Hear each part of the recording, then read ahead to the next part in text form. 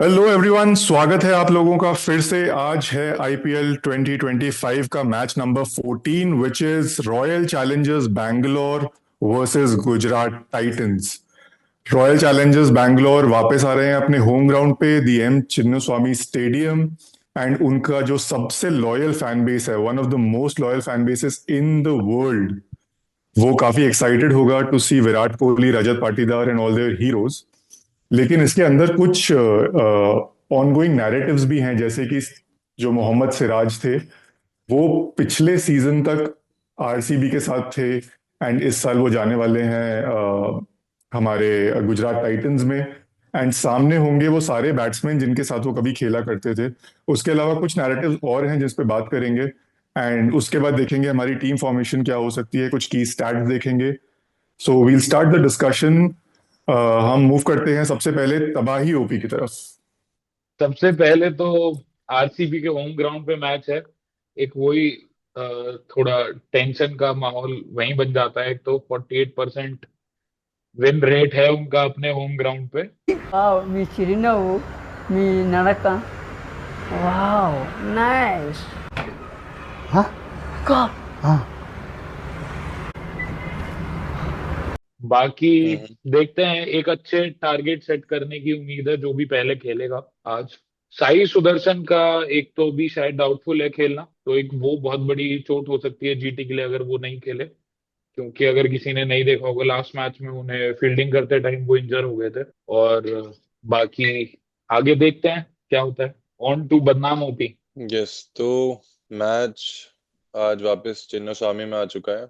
और चिन्नास्वामी का record RCB के लिए थोड़ा एक अलग ही लीग में चलता है। बाकी टीमें अपने होम पे ज्यादा जीतती हैं, सीएसके का गढ़ है, लेकिन आरसीबी बोलती है कि नहीं, हमें सबसे फर्क नहीं पड़ता, होम हो या अवे, हम कहीं भी हार सकते हैं, ज्यादा हार सकते हैं। तो ये अपडेट है ग्राउंड की। तो और रही बात आज की टीम की, तो मेन जीटी का साई सुदर्शन का थोड़ा सा डाइसी है। उसकी कोई न्यूज़ आई है गाइस जिसके बारे में लाइक? अभी तो सो फार नहीं पता कि वो खेलेगा या नहीं। उस बारे में कोई न्यूज भी नहीं है एक्चुअली कि इंजरी में हुआ क्या है। बट वो चल के तो भी नहीं गया था, उसको दो लोग लेके जा रहे थे कंधों पे, मतलब सहारा देके। जीटी का कोच और मैनेजमेंट बहुत स्मार्ट है।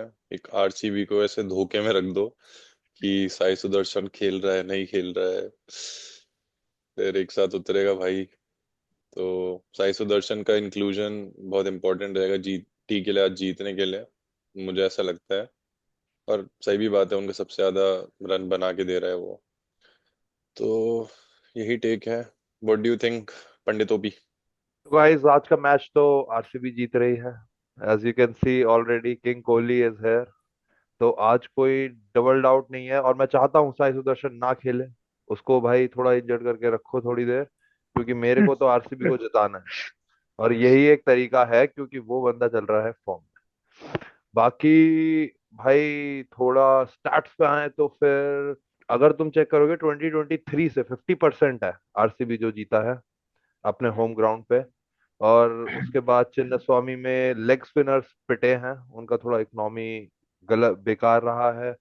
तो आज देखना पड़ेगा कि स्पिनिंग ऑप्शंस में क्या आता है दोनों टीमों की तरफ से। That's it.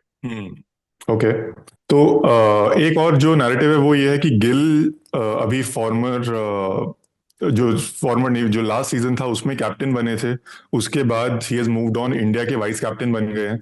लेकिन लास्ट टाइम अगर देखा जाए तो उन्होंने सिर्फ 14 में से 5 मैचेस जीते थे एंड 9 मैचेस हारे थे। एंड अभी भी they are not off to a great start. So what do you think, GT की जो कैप्टनसी है, शुभमन गिल की जो कैप्टनसी है, डू यू थिंक वो ठीक है या डू यू थिंक उसमें इम्प्रूवमेंट की जरूरत है? मुझे पर्सनली वो बहुत अच्छे कैप्टन फिलहाल नहीं लगते। Same so TD. Starting with तबाही ओपी। ओके, पंडित ओपी। या सेम मेरे को भी लगता है कि अभी यार ही इज यंग, अभी उसको टाइम चाहिए थोड़ा, अभी उसे चीजें समझनी पड़ेंगी। And IPL is a great great platform to do that. तो आईपीएल में वो सीखे। एंड देन एंड इंडिया में अगर हम देखें तो आई थिंक श्रेयस अय्यर एक डिजर्विंग वाइस कैप्टन है। व्हाई नॉट, वो इतनी अच्छी लीडरशिप कर रहा है। एंड देन वो अपनी बैटिंग में भी इम्प्रूवमेंट लाके एक लीडरशिप क्वालिटी के साथ खेलता है। तो I think Shreyas Iyer is a better option for Indian team as a vice captain, और फ्यूचर में भी कैप्टन में। एंड टाइम लगेगा भाई। अभी बहुत यंग है शुभमन गिल, उन्हें बहुत कुछ सीखना है फील्ड पे, तो he needs some time. Okay, what about Badnaam OP? So Shubman Gill like past में उसने कोई बहुत ज़्यादा टाइम के लिए कोई टीम कैप्टन करी नहीं है, और मैं पंडित ओपी से सहमत नहीं हूँ कि आईपीएल एक ऐसा ग्रेट प्लेटफॉर्म है to learn the captaincy.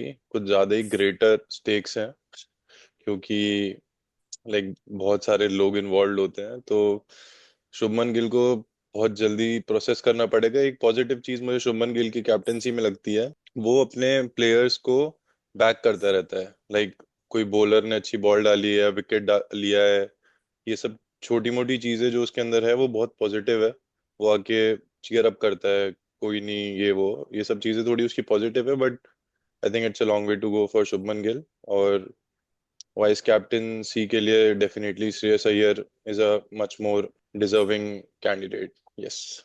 Okay, Tabahi OP. मैं उसको भी थोड़ा और देखना चाहता हूँ बेसिकली जीटी के कैप्टेंसी रोल में। आई थिंक लास्ट सीजन, मतलब मैं नहीं कहता कि अगर, क्योंकि लास्ट सीजन उसकी कैप्टेंसी डिफाइन कर देगा, क्योंकि एक तो एकदम से वो चैंपियन बन के आए थे, उनका मेन बंदा चला गया, जिसने, जैसे आपने अभी एक एपिसोड में कहा था कि हार्दिक पांड्या ने बेसिकली वो टीम पूरी बनाने में उसका काफी मेजर रोल था जेटी को, तो उसका लॉस भी काफी बढ़िया हिट था। तो इस सीजन मेरे को तो उसकी कैप्टेंसी काफी बेटर लगी है। लास्ट से 2 मैच में PBKS was a way better team than GT, और मुंबई इंडियंस के अगेंस्ट इतनी कन्विंसिंग विन जीता है वो भी। एंड लेट्स सी, आज देखते हैं क्या होता है। बाकी एक चीज, हाँ, जैसे बदनाम ओपी ने कहा था कि वो अपने प्लेयर्स को बैक करता है, तो वो तो उसका बहुत पॉजिटिव साइन है उसकी कैप्टेंसी का। बाकी आगे देखते हैं। सो ओवरऑल बात करें हेड टू हेड अगर रिकॉर्ड की, जो जीटी ने 3 ही साल से खेलना शुरू किया है, हेड टू हेड रिकॉर्ड में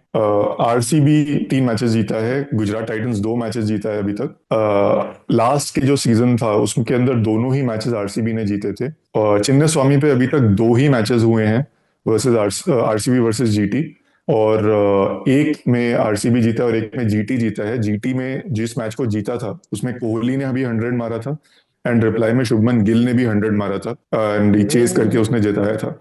सो बहुत इंटरेस्टिंग मैच था। बट लास्ट टाइम की अगर बात करें, जो बिल्कुल लास्ट मैच हुआ था दोनों का सबसे रिसेंट, उसमें गुजरात टाइटंस ने एक अच्छा स्कोर बनाया था, 200 प्लस स्कोर बनाया था, एंड विल जैक्स ने उस मैच में 100 मार के 9 विकेट से वो मैच जितवाया था।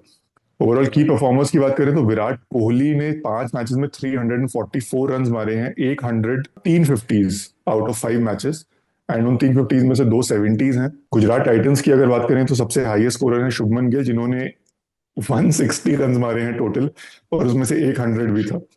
तो आई थिंक ये वाला गैप थोड़ा बड़ा है in terms of performances. Wickets की अगर बात करें तो आरसीबी की तरफ से सबसे ज्यादा विकेट्स लेने वाला जो बॉलर है जीटी के अगेंस्ट, वो है मोहम्मद सिराज, जो कि आज खेलने वाले हैं गुजरात टाइटंस की तरफ से। एंड गुजरात टाइटंस की तरफ से सबसे ज्यादा विकेट लिए हैं राशिद खान और नूर अहमद ने, 4-4 विकेट्स।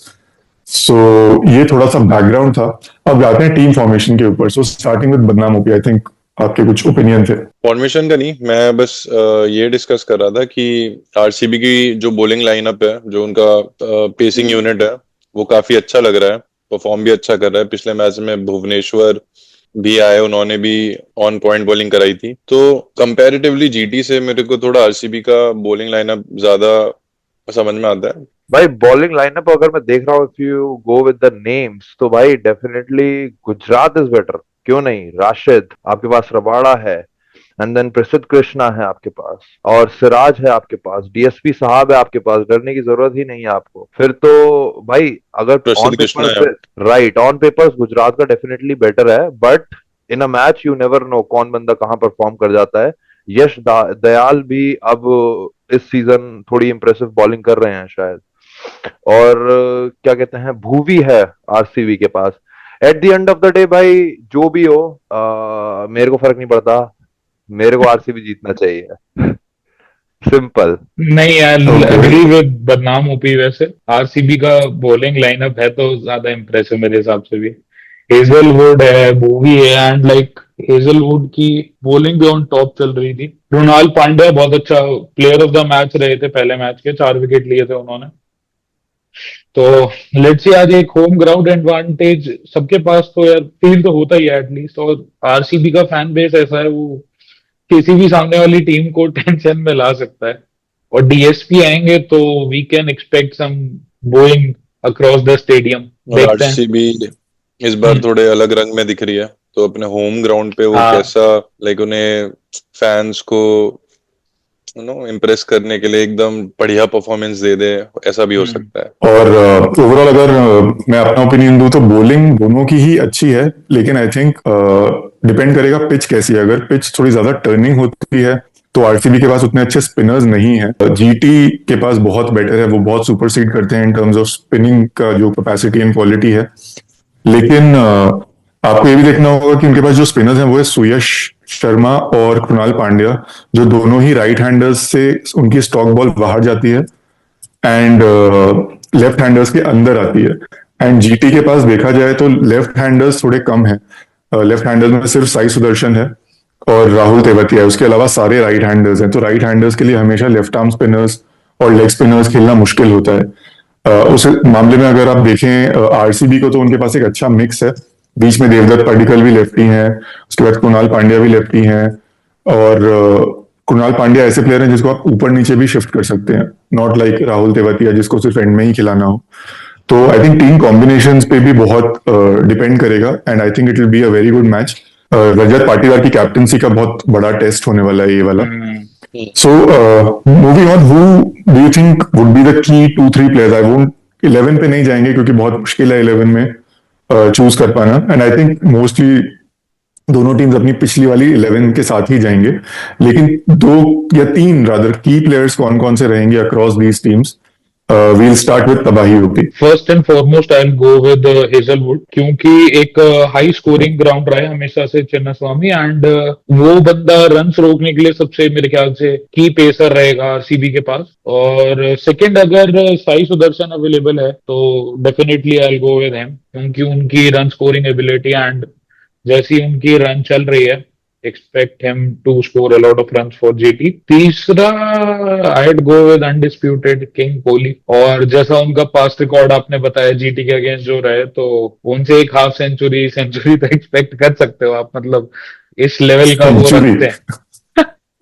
यार वो बंदा ही ऐसा है, उनसे ये एक्सपेक्टेशन भी ऐसे बोली जा सकती है उस बंदे के लिए। भाई बिल्कुल मारेगा। चलो 3 प्लेयर्स हो गए। Moving to Badnaam OP. पहला ऑब्वियसली विराट कोहली, दूसरा आइड पिक लिविंगस्टन, और तीसरे पे let's switch on to Gujarat. तो उसमें मैं आज के लिए पिक करूंगा शुभमन गिल को। तो ये ओके, रहेंगे। इंटरेस्टिंग।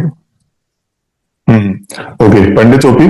भाई मैं अपनी ऑडियंस को टिप देना चाहूंगा आज ड्रीम 11 की टीम की 2-2 प्लेयर जो यूनिक स्टैंड आउट कर सकते हैं। और इसमें सिंपल है, आरसीबी को अगर आप जिता रहे हो तो भाई मैं जाना चाहूंगा थोड़े अंडरडॉग्स पे।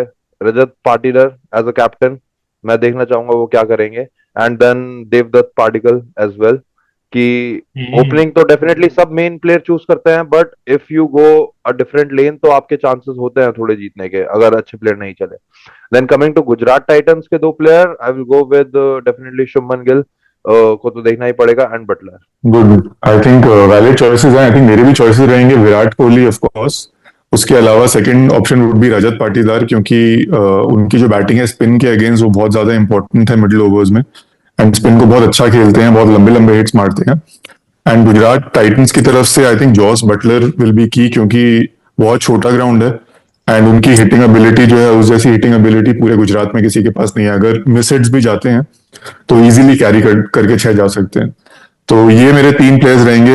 एज यू कैन सी सभी ने बैट्समैन ज्यादा चूज किए हैं, बॉलर्स थोड़े कम, क्योंकि चिन्नास्वामी पे बॉलर्स का रिकॉर्ड बहुत ही दर्दनाक और सराहनीय नहीं है। तो बॉलर्स को चूज करना थोड़ा सा मुश्किल है। आई थिंक आज we'll all go with batsman. Yes, good. तो चलो अभी आई थिंक 4-5 घंटे के अंदर मैच शुरू होने वाला है। So we will see who wins and we will see you on the other side of the match. दोबारा से हम अपना रिव्यू करेंगे ऑफ द मैच एंड देखेंगे किसने अच्छा परफॉर्म किया, किसकी प्रेडिक्शन सही निकली, एंड ऑल्सो कुछ की मोमेंट्स। तब तक के लिए इसको फॉलो करें, आरसीबी को फॉलो करें, हम सारे आरसीबी को फॉलो करते हैं भाई, और support RCB, but GT is also a good team, तो ठीक है, मतलब तुम भी जो जीटी वालों को कर रहे हो वो भी कर लो। Please do like and subscribe and do follow our channel for more such content. And yeah, see you in the evening. King Kohli Peace. Uh,